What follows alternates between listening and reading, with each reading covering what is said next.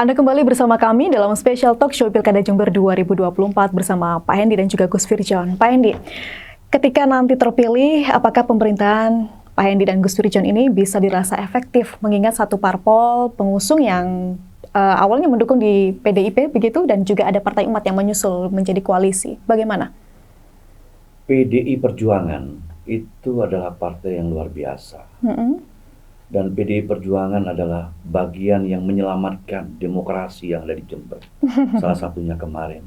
Karena dari PDI Perjuangan lah kami bisa maju yang awalnya dianggapnya terjadi kotak kosong. Tidak ada pilihan bahwa bahkan di pilkada ini yang membiayai adalah rakyat Jember.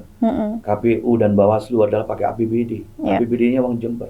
Orang uangnya masyarakat Jember.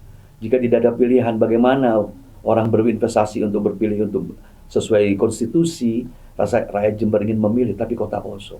Tapi apa terjadi dengan keputusan MK luar biasa kita memberikan doa MK terus hebat, memberikan independensinya yang luar biasa dan menjaga marwah demokrasi, dan itu diwujudkan di Jember. PDI Perjuangan memberikan pada kami. Dan tentunya kekuatan PDI Perjuangan adalah kekuatan di marhanya. Mereka adalah salah partai yang memang peduli dengan wong cilik. Sesuai dengan kami, bahwa proyek yang kami lakukan di Jember ini, sesuai dengan Mars yang sudah kami bikin, bahwa tentang masalah kemiskinan, bahwa kemiskinan itu adalah belenggu dari penderitaan. Itu adalah kalimat syair kami, dan itu adalah marhen di sana. Bagaimana kita menyelesaikan masalah problem-problem wong cilik, problem-problem sosial, masalah ekonomi, kesejahteraan, itu ada di PDI Perjuangan. Maka klik di kami di situ, Mbak Wia. Mantap nih. Jadi ini semua karena Gusti Allah semua yang melakukan, yang memberikan kesempatan kepada kami. Tentunya kami tidak akan sia-siakan itu. Maka dengan PDI Perjuangan yang menjadi cover kami untuk bisa maju, tentunya di dalamnya adalah perjuangan untuk rakyat Jember. Rakyat Jember. Dan ini memang misi kami. Misi kami untuk menyelesaikan persoalan-persoalan di masyarakat Jember yang sesuai dengan misi-visi yang ada di PDI Perjuangan. Oke, baik. Ke depan, strategi apa yang akan dilakukan untuk mendapatkan dukungan dari parlemen, Pak Hendy? Kalau misalkan partai pemenang saja tidak ada dalam koalisi Anda. Kami memberikan sesuatu yang baik sesuai dengan apa yang jadi cita-cita seluruh partai yang ada di Jember. Kami akan sajikan untuk partai-partai mereka semuanya. Mereka pasti punya niatan yang sama untuk perbaikan Jember dong. Tentunya kami dengan kekuatan Jember yang ada, dengan kebutuhan masyarakat, pasti, dan itu parlemen manapun, didukung dengan manapun, pasti selama itu bermanfaat untuk orang Jember, insya Allah mereka semua akan mendukung. Saya nambahin mungkin ya. Boleh, silakan. Pilkada ini saya kira hanya bagian dari cara untuk mencari pemimpin. Artinya ini sebuah permainan. Karena itu sungguh-sungguhlah bermain. Jangan bermain sungguh-sungguh. Sungguh-sungguhlah bermain. Sungguh-sungguhlah bermain. Jangan bermain sungguh-sungguh. Artinya hanya dalam kontestasi pilkada ini saja berbeda pilihan. Tetapi ketika sudah selesai pilkada, saya yakin mereka yang ada di partai-partai lainnya itu punya mindset negarawan. Artinya apa? Pengabdian untuk masyarakat. Tidak lagi kemudian setelah selesai masih tetap tidak duduk bersama. Ini untuk rakyat. Ibaratnya sepak bola. Begitu selesai permainan, ya rangkulan, yang lain bisa duduk bersama. Ini yang membuat kami yakin bahwa nanti di parlemen pun ketika ini untuk kepentingan rakyat, kepentingan semuanya, saya yakin ini mereka juga akan mendukung. Kalau soal upaya, ini jawabannya Gus Firjon ini jawaban pengalaman, Mbak Mia.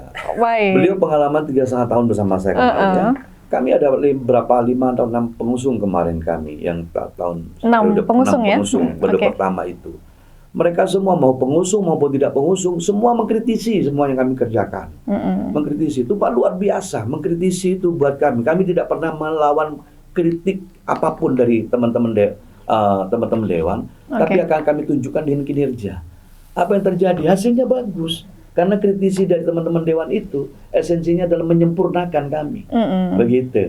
Itulah cara kerja kami. Makanya Gus Ridwan sangat yakin begitu ini selesai, udah mereka sifat kenegarawan kawan-kawan itu luar biasa. Teman-teman Dewan top pokoknya.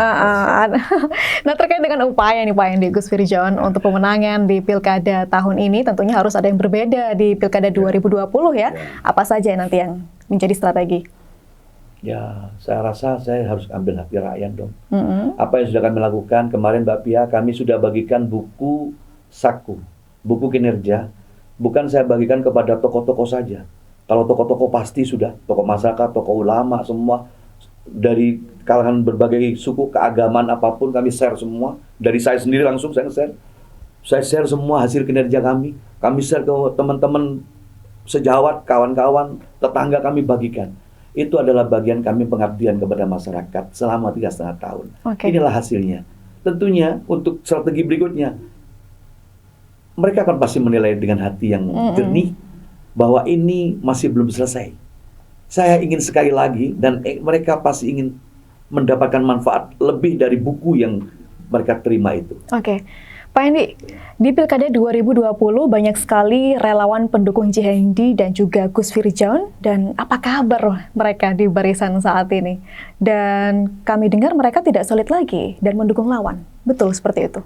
Makanya ini satu euforia yang bagus. Kemarin itu saya sampaikan bahwa selama kami bekerja, begitu kami jadi, tentunya kami speed dengan kecepatan tinggi untuk memperbaiki seluruh problem yang tak normal di Jember. Salah satu contoh yang itu dari institusi ya, aspek legal saja, kita di penilaian opini dari BPK, mempertanggungjawabkan keuangan APBD, posisi kita opininya disclaimer. Tidak bisa dipertanggungjawabkan, gila itu. Per saat itu kita terima itu Mbak. Kita jadi, duit gak ada, gaji gak ada, gak ada semua, bagaimana ini? Sementara relawan kami menunggu, Pak, apa ini hasil kerja berikutnya? Nggak sempat kita melakukan hubungan yang lebih dekat lagi, yang lebih kontinu, nggak sempat. Kami pelayanan dulu. Kami pelayanan ke masyarakat dulu. Nah, untuk sekarang teman-teman akan berpilih ke tempat lain, itu bagus-bagus saja, itu sah-sah saja buat kami. Tentunya saya yakin kawan-kawan dengan buku yang sudah kami bagikan itu, itulah buku kinerja. Oh, kami bekerja 2,5 tahun ya, dapatnya ini, dapatnya ini. Monggo silakan dinilai di situ.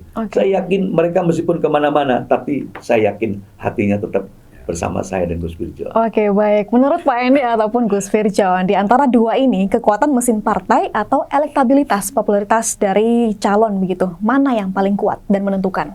Ya, dua-duanya. Dua-duanya ya. Begitu juga Pak Hendy? Beliau menyampaikan dua-duanya. Kalau saya adalah kekuatannya ada dari rakyat Jember. Karena rakyat Jember juga sangat pandai, sangat pintar memilih dan melihat kemanfaatan. Buku yang kami berikan itulah buku pertanggungjawaban. Biasanya kalau mau pilkada gini, buku pertanggungjawabannya kan disimpan nih.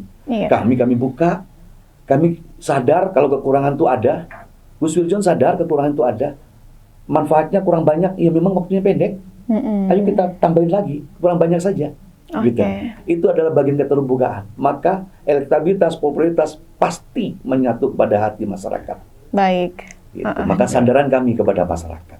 Jadi ada manfaat yang dirasakan secara umum, ada yang dirasakan secara personal.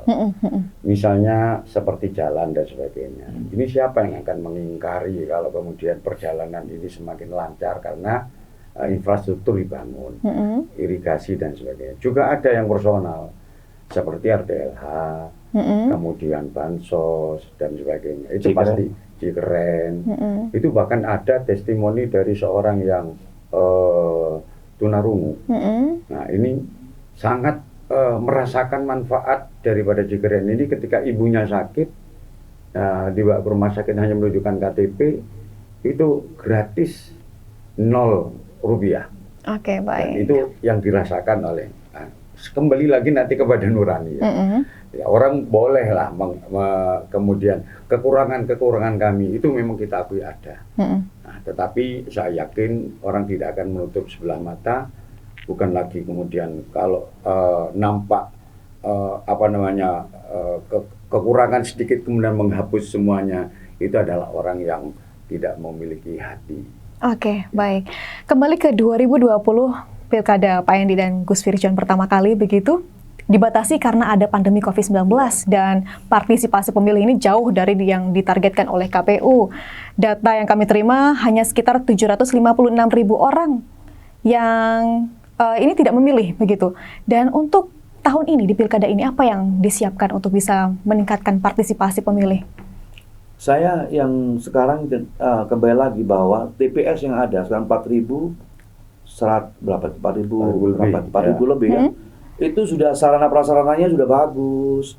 Waktu itu sarana prasarananya nggak bagus, Mbak. Untuk menuju ke TPS jalan rusak semua. Capek lah, nggak ada lampu, resiko semuanya. Kalau sekarang mulus semua, kayak mulusnya pipinya Pak Hendy sama Gus Firjon. Jadi kalau menuju ke TPS semua, tak ada halangan lagi untuk menuju ke lokasi. Yang kedua, sarana prasarana itu penting. Yang kedua, tentang transportasi. Transportasi sekarang sudah sangat mobile semua ke seluruh lokasi-lokasi TPS. Mungkin 1-2 TPS saja yang masih pakai kuda, karena itu lokasinya tidak bisa dibangun, karena itu lahannya milik instansi yang di luar Pemkab Jember. Dan itu langsung pakai kuda. Itu tidak bisa lagi dibangun itu, karena memang punya institusi yang lain.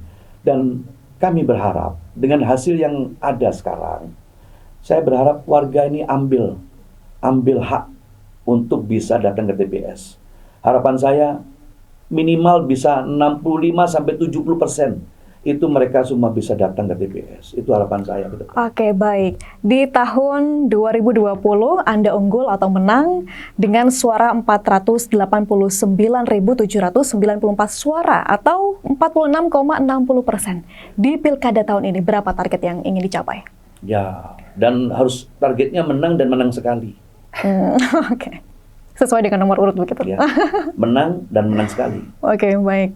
Banyak yang bilang kekuatan ada yang berkurang sekarang. Terlihat dari beberapa keluarga yang mencalonkan diri di pemilihan legislatif yang tidak lolos begitu.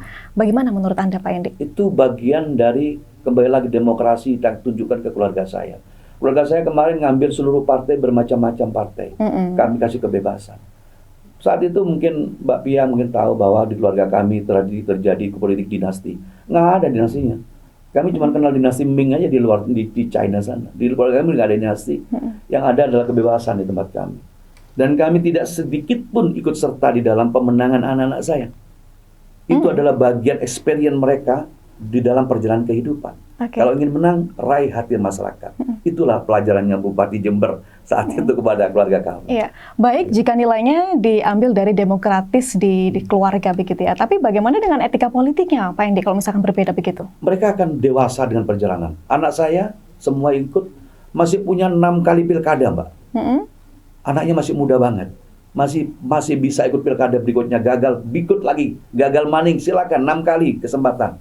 30 tahun anak saya masih bisa ikut pilkada. Kita lihat aja mereka. Ini adalah bagian perjalanan hidup mereka. Sama dengan saya tadi di awal. Anda tanya, saya bekerja apa? Saya insinyur sipil. Saya punya keahlian yang mentok untuk tentang sipil. Dan kami kerja macam-macam. Saya jual baju juga sekarang. Di mana yang dipilih? Yang menghasilkan saja. Itu adalah pilihan-pilihan. Nah, ini yang juga tak kalah menarik, Pak Hendy, Gus Firjon, terkait dengan pandangan Anda terhadap sosok lawan seperti apa. Tapi kita akan lanjutkan di segmen berikutnya. Dan saudara jangan kemana-mana, Special Talk Show Pilkada Jember 2024 akan kembali usai jeda.